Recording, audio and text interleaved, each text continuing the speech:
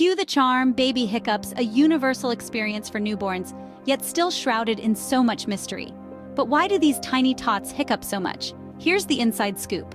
Hiccups in newborns are due to a contraction of the diaphragm. It's a vital part of their development, helping them learn how to regulate their breathing.